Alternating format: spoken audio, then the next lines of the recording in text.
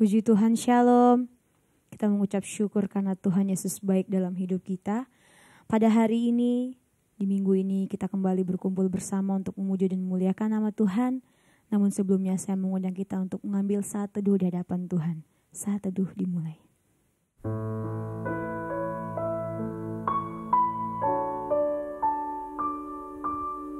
Saat teduh selesai. Saya mengundang kita untuk bangkit berdiri. Kita akan memberikan penghormatan tertinggi bagi Bapa Sorga. Hormat bagi Bapa Sorga.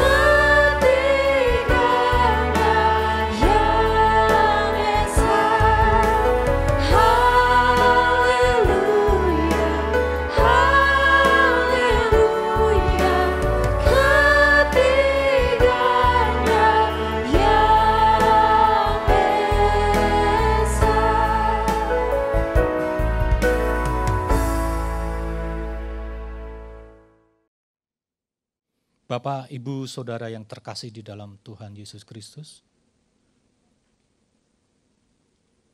Dalam ibadah ini, mari kita masuk di dalam votum dan salam. Pertolongan kita adalah dalam nama Tuhan yang menjadikan langit dan bumi, yang tetap setia untuk selama-lamanya dan tidak meninggalkan perbuatan tangannya. Kasih karunia dan damai sejahtera dari Tuhan Bapa kita melalui anaknya yang tunggal, Yesus Kristus, di dalam persekutuan yang indah dengan Roh Kudus menyertai kita semua. Amin. Mari kita angkat pujian, kita katakan, ku masuk ruang Maha Kudus.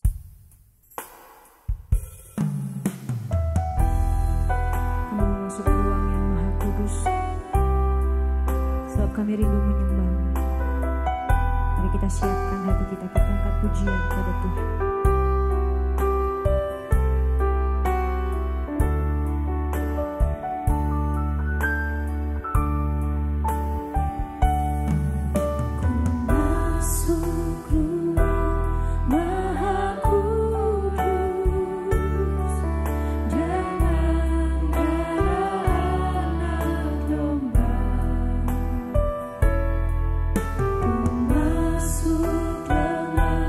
Hati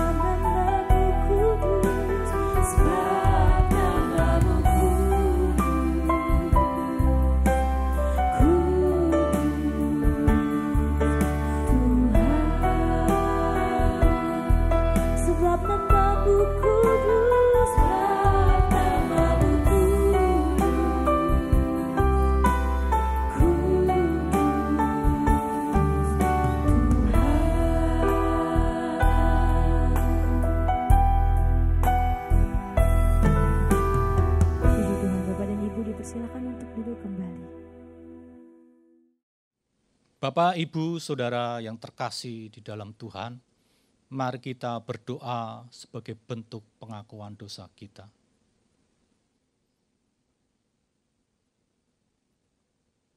Ya Tuhan, Engkaulah yang harus kami kasihi lebih dari segala sesuatu. Kami menyesal sungguh atas dosa-dosa kami. Dengan sengaja kami berbuat salah dan tidak mau berbuat baik. Kami telah berdosa terhadap Engkau. Dengan pertolongan rahmat-Mu, kami berniat teguh untuk bertobat dan untuk tidak berdosa lagi. Berilah kami kekuatan untuk menghindari apa saja yang menjerumuskan kami ke dalam dosa. Ya Tuhan, kasihanilah kami. Dalam nama Yesus Kristus, Juru Selamat kami, yang telah menderita sengsara dan wafat bagi kami. Amin. Bapak, Ibu, Saudara yang terkasih di dalam Tuhan,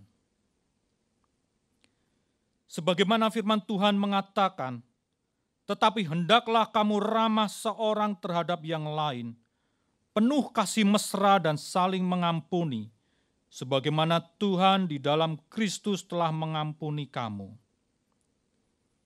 Selaku pelayan Tuhan Yesus Kristus, saya memberitahukan bahwa Tuhan telah mengampuni setiap kita yang mengaku dosa-dosanya di hadapan Tuhan. Dalam nama Bapa, Putra, dan Roh Kudus. Amin. Bersama dengan gereja-gereja segala abad dan sepanjang zaman, marilah kita mengikrarkan pengakuan iman rasuli dengan hati dan mulut kita. Pengakuan iman rasuli.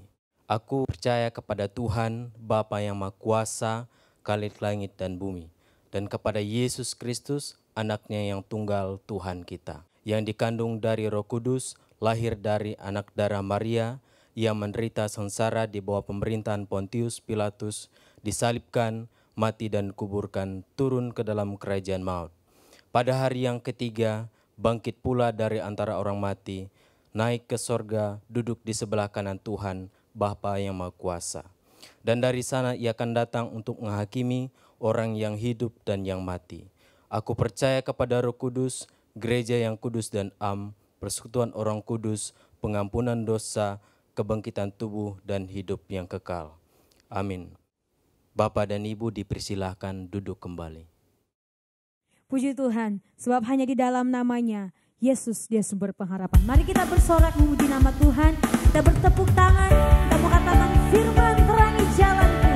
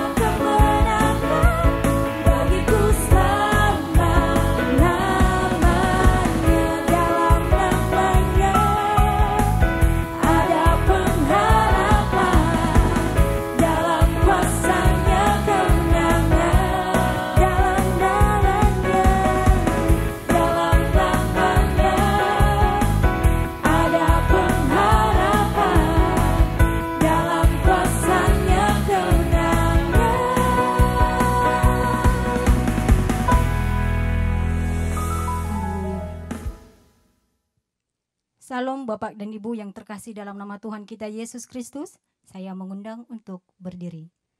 Saya akan membawakan mazmur Tuhan yang diambil dari nomor 105 ayat 1 sampai dengan 6 dan ayat 12 sampai dengan 15 dan ayat 45C.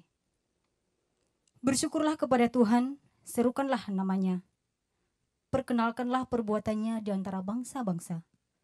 Bernyanyilah baginya, bermazmurlah baginya. Percakapkanlah segala perbuatannya yang ajaib. Bermegahlah di dalam namanya yang kudus. Biarlah bersuka hati orang-orang yang mencari Tuhan. Carilah Tuhan dan kekuatannya, carilah wajahnya selalu. Ingatlah perbuatan-perbuatan ajaib yang dilakukannya, mukjizat-mukjizatnya, dan penghukuman-penghukuman yang diucapkannya. Hai anak cucu Abraham abdinya, hai anak-anak Yakub, orang-orang pilihannya. Ketika jumlah mereka tidak seberapa, sedikit saja, dan mereka orang-orang asing di sana, dan mengembara dari bangsa yang satu ke bangsa yang lain, dari kerajaan yang satu ke suku bangsa yang lain. Ia tidak membiarkan seorang pun memeras mereka, raja-raja dihukumnya oleh karena mereka. Jangan mengusik orang-orang yang kuurapi, dan jangan berbuat jahat kepada nabi-nabiku. Haleluya. Demikianlah mazmur Tuhan. Haleluya. Amin. Bapak dan Ibu dipersilakan untuk duduk kembali. Tiba saatnya kita akan mendengarkan kebenaran firman Tuhan. Mari kita siapkan hati kita angkat pujian. Kuperlukan juru selamat.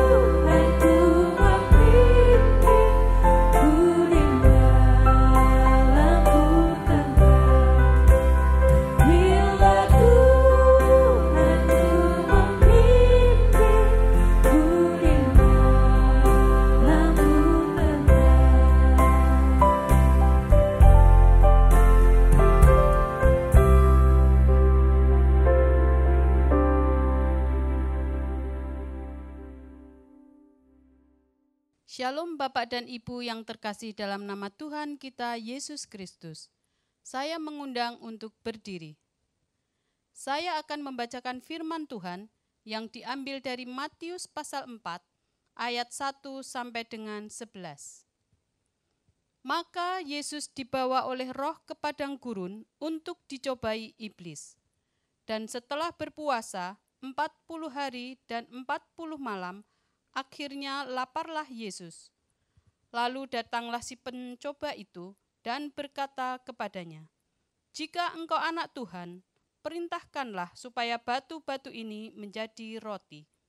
Tetapi Yesus menjawab, "Ada tertulis, manusia hidup bukan dari roti saja, tetapi dari setiap firman yang keluar dari mulut Tuhan."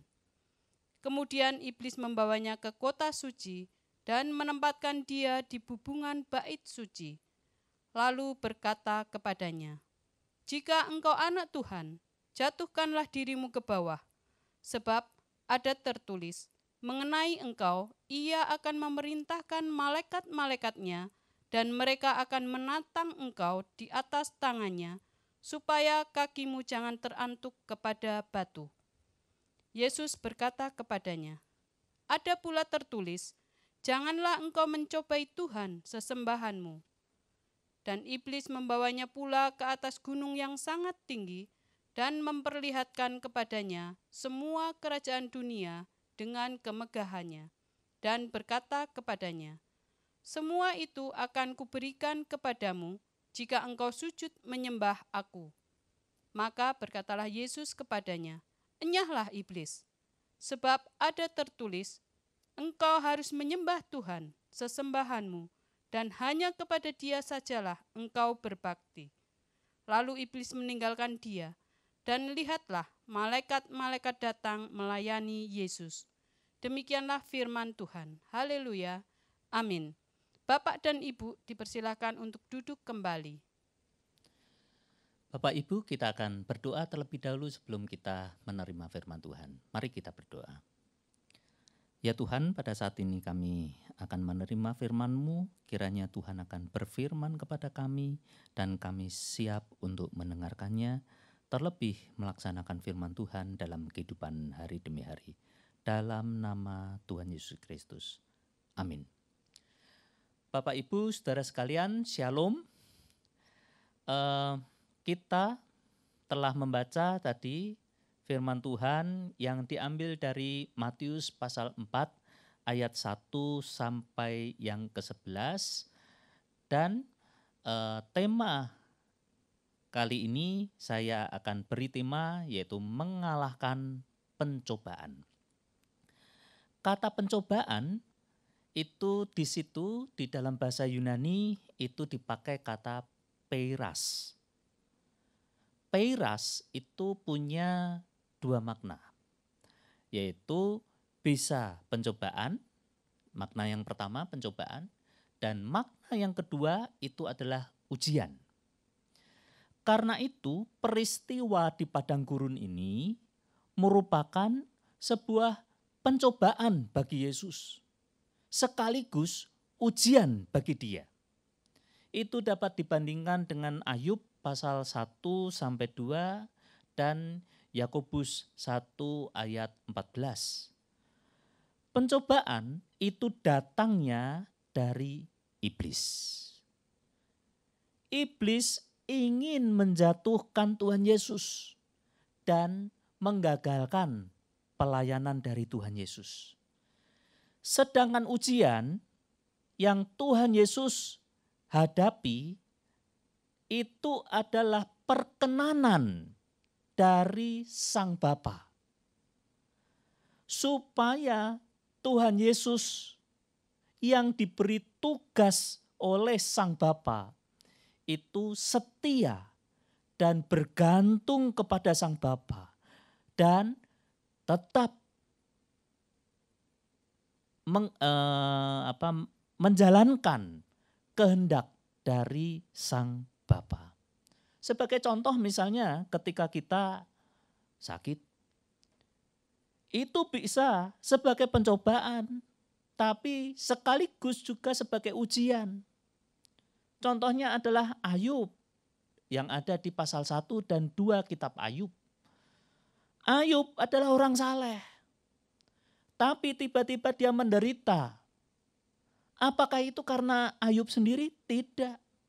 Itu adalah pencobaan sekaligus ujian. Pencobaan karena itu dari iblis. Tapi ujian karena Sang Bapa memperkenankan itu terjadi. Menanggapi pencobaan yang pertama yang ada di ayat yang ketiga, Yesus mengutip Ulangan pasal 8 ayat 1 yang mengajarkan bahwa Tuhan itu berkuasa memberikan mana kepada umatnya. Bahwa Tuhan berkuasa memberikan roti yang dari surga itu turun kepada umatnya. Yang terpenting bagi umatnya itu adalah belajar percaya dan bergantung sepenuh hati kepada Bapa di surga. Sebab ia mampu untuk memelihara kebutuhan umatnya lebih dari sekedar pemenuhan kebutuhan fisik semata. Roti itu adalah pemenuhan fisik, tetapi hidup manusia bukan hanya dari roti saja. Hidup manusia itu bukan hanya dari kebutuhan fisik saja, maupun hidup manusia itu juga berasal dari kebutuhan-kebutuhan rohani yang Tuhan berikan kepada kita.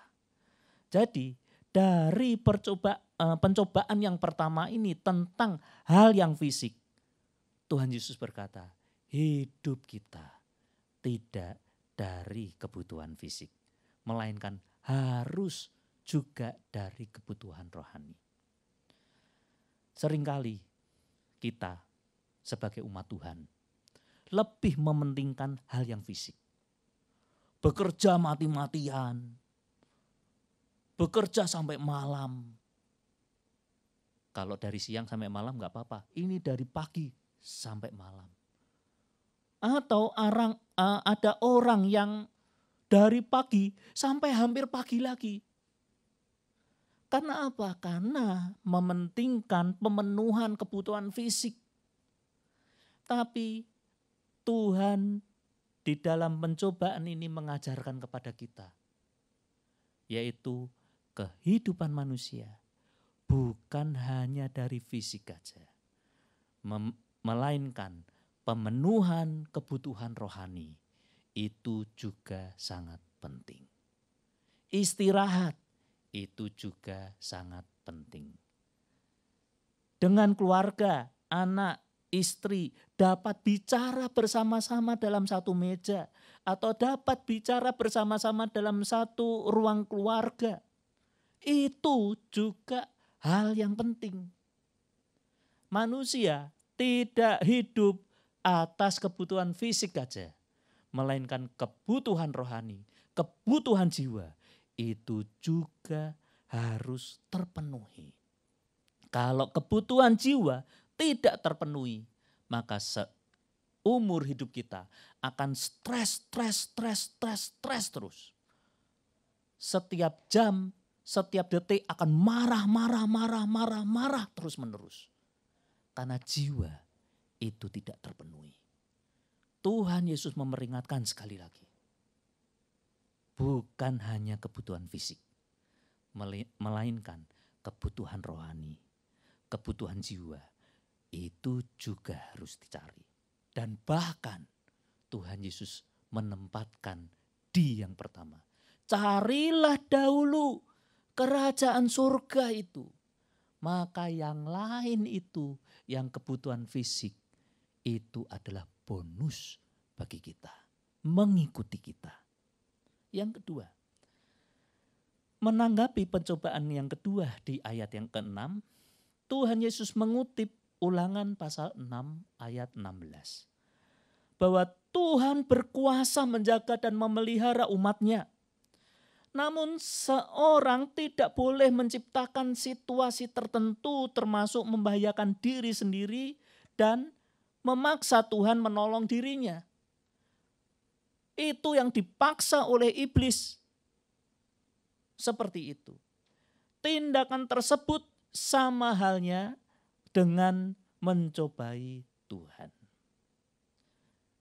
Seringkali kita juga berlaku seperti itu. Kita seringkali juga mencobai Tuhan. dalam situasi corona seperti ini misalnya. Saya punya Tuhan. Saya punya Tuhan. Tuhan saya itu melindungi saya. Saya mau pergi ke pasar. Rame di sana. Tanpa masker, tanpa apa-apa. Saya punya Tuhan. Sekarang ini, akhir-akhir ini ada yang sampai menyeletuk begini. Nggak apa-apa. Sakit corona. Lebih baik sakit corona, mati karena corona, daripada mati karena kelaparan. Sampai ada yang seperti itu. Manusia memang seperti itu. Memangnya karena apa? Karena manusia memang orang yang berdosa. Tetapi manusia setelah mengenal akan Tuhan, manusia punya hikmat. Manusia diberi hikmat. Manusia diberi akal. Sehingga memang Tuhan itu berkuasa memelihara umatnya. Tetapi toh kita punya hikmat. Bisa diajak untuk berpikir bersama. Sehingga kita tidak perlu memaksa-maksa Tuhan untuk menolong kita. Mengklaim bahwa Tuhan itu berkuasa. Mana? Buktikan. Dengan mujizat saya bisa mengusir itu semua penyakit-penyakit. Tidak bisa. Itu namanya adalah memaksa Tuhan. Mencobai Tuhan. Ada ya. Ya di kalangan para pelayan Tuhan juga banyak yang seperti itu. Tetapi Tuhan Yesus adalah orang yang berhikmat. Dengan Ulangan pasal 6 ayat 16. Memang Tuhan itu berkuasa. Tetapi kita jangan mencobai Tuhan. Dan klaim-klaim seperti itu kepada Tuhan. Yang ketiga, menanggapi pencobaan yang ketiga di ayat yang ke-9. Yesus mengutip Ulangan pasal 6 ayat 13. Di sini iblis menawarkan kuasa, otoritas, kekayaan yang instan kepada Tuhan Yesus. Dan itu dengan syarat dia harus menyembah kepada iblis. Bisa enggak iblis memenuhi semuanya itu? Bisa. Banyak tempat-tempat pesugihan. Orang cari kekayaan. Orang cari kesembuhan. Datang kepada iblis. Apakah iblis bisa melakukan mujizat itu? Bisa. Tuhan Yesus juga bisa pernah berkata bahwa ada orang yang berseru Tuhan, Tuhan. Dan bahkan ada yang mengatakan membuat mujizat demi nama Tuhan Yesus. Demi namamu bisa melakukan mujizat. Tapi Tuhan Yesus di akhir-akhir itu berkata, aku tidak kenal engkau, aku tidak kenal engkau. Iblis bisa melakukan semuanya itu. Maka Yesus menolak tegas sambil menekankan bahwa manusia hanya boleh menyembah dan berbakti kepada Tuhan. Manusia tidak boleh mengklaim-klaim, memaksa-maksa Tuhan. Melainkan manusia harus tunduk dan taat kepada Tuhan. Apapun yang terjadi. Kita boleh memiliki kebutuhan fisik, namun jangan mengabaikan kebutuhan rohani. Itu yang pertama. Dan kebutuhan rohani itu adalah kesetiaan, kepercayaan, dan kebergantungan kita kepada Tuhan. Firman Tuhan mengingatkan bahwa ada banyak keinginan dan kebutuhan kita. Itu yang kedua. yang bisa menjadi pintu masuk bagi iblis untuk mencobai kita.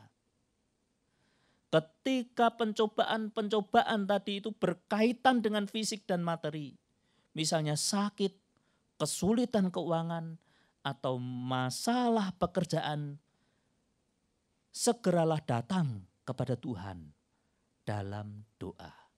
Maka saya akan memberikan kesimpulan, yaitu dari 3 pencobaan tadi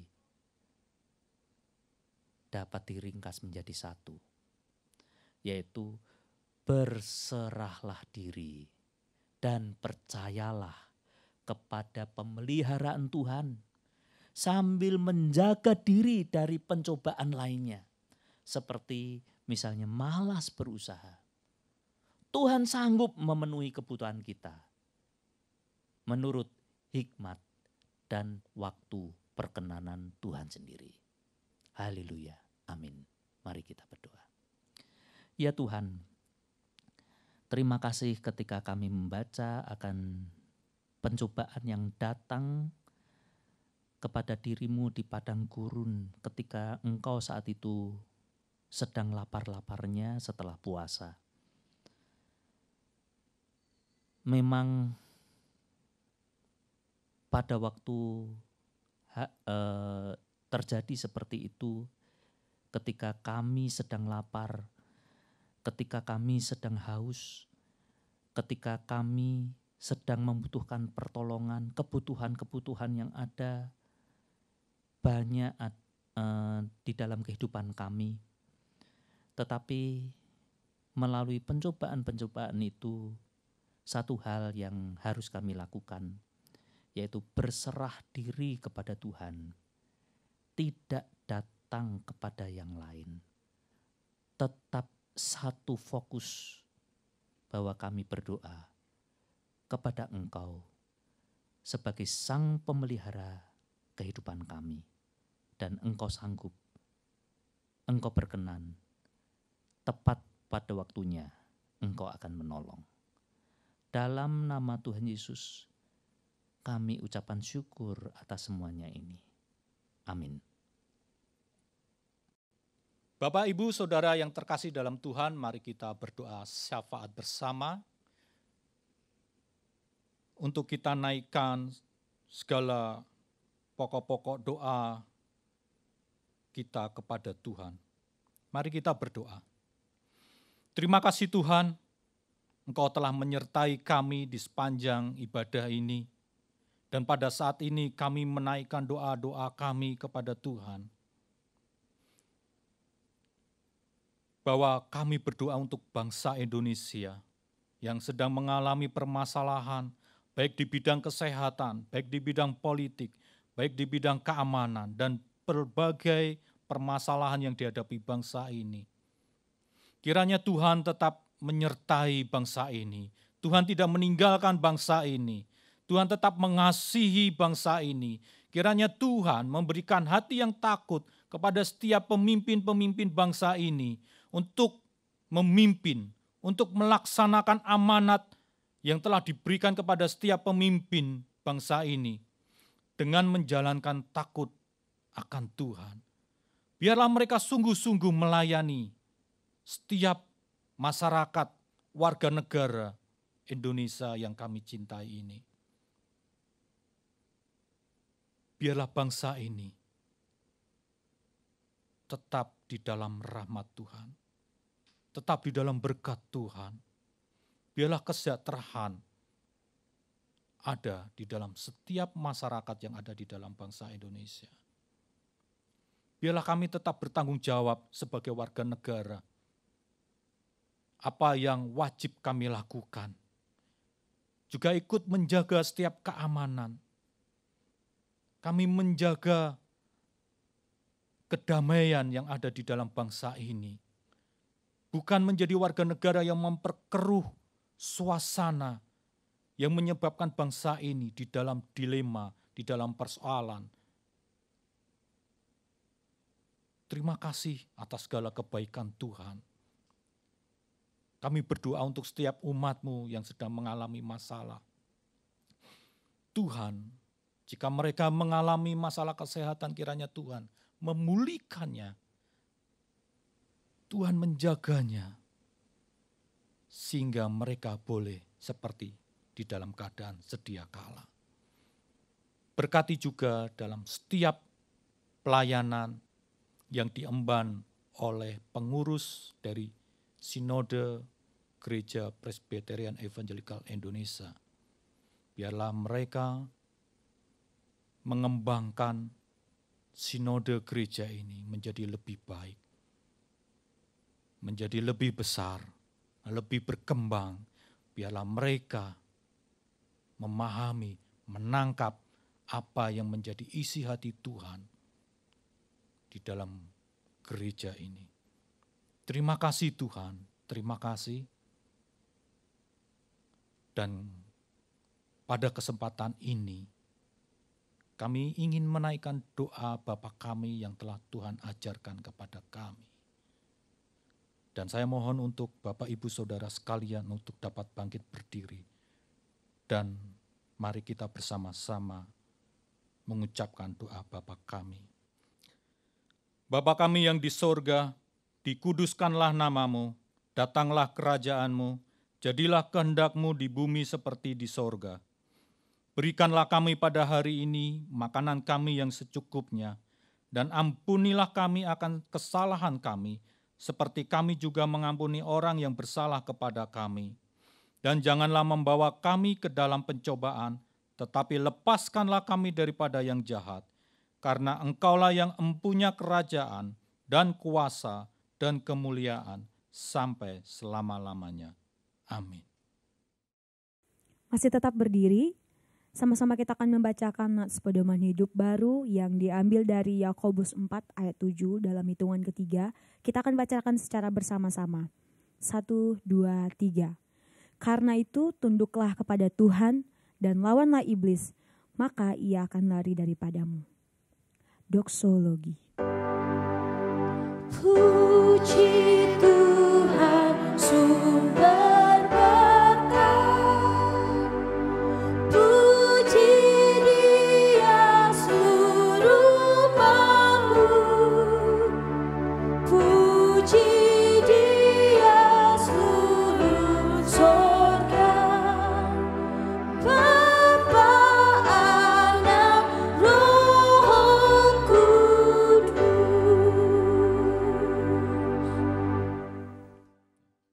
Bapak Ibu yang terkasih di dalam Tuhan, sebelum kita selesai dalam kebaktian kita pada saat ini, biarlah kita menerima doa berkat. Diberkatilah keluargamu, diberkatilah suamimu, diberkatilah istrimu, diberkatilah anakmu, diberkatilah orang tuamu, diberkatilah buah kandunganmu, diberkatilah pekerjaanmu, diberkatilah studimu. Kasih karunia yang datang dari Tuhan, pencipta langit dan bumi, memberkati kita semua, sekarang sampai dengan selama-lamanya. Amin.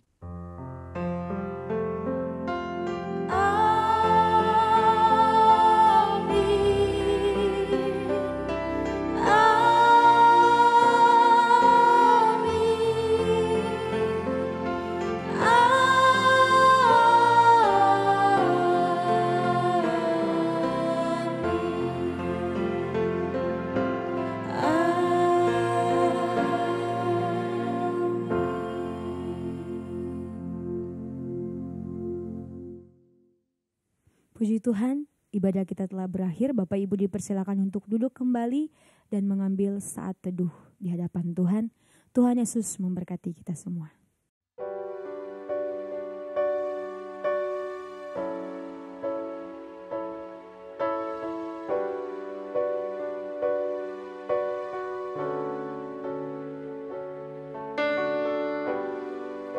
Kekuatan di jiwaku, ketenangan batinku, ada dalam hati. hadirat-Mu, ku menyembah-Mu.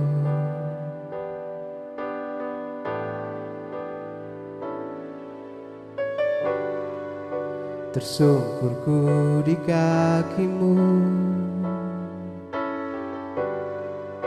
rasakan hadirat-Mu. Takkan ku melepaskan-Mu, Kau cahaya bagiku. Mengiring-Mu seumur hidupku, masuk dalam rencana-Mu Bapa. Pikiranku, kehendak-Ku, ku serahkan padamu. Harapanku hanya di dalam-Mu, ku kan teguh bersama-Mu Tuhan. Jadikanku bejana-Mu untuk memuliakan-Mu.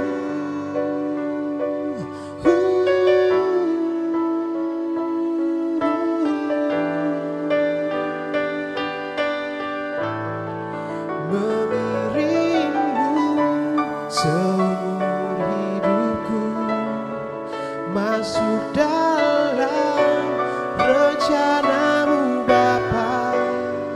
Pikiranku, kehendak-Ku,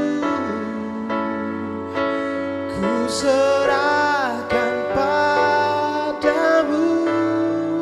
Harapanku hanya di dalam-Mu, ku kan teguh bersama-Mu Tuhan.